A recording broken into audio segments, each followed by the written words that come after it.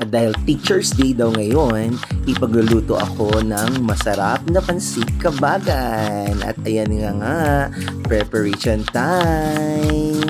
At ayan na nga, hiwa-hiwa mo na ng mga isasabog sa ating masarap na pansit kabagan. At syempre, dapat hugasan. At ginisa pa nga.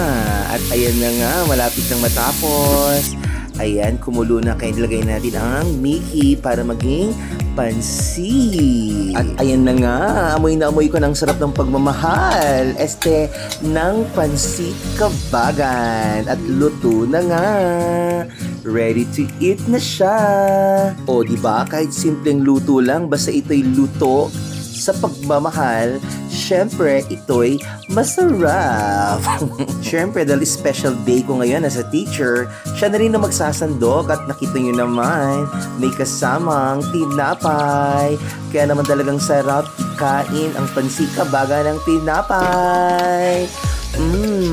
So yummy! Muli, Happy Teacher's Day sa lahat ng mga guro. Salamat muli sa nagluto.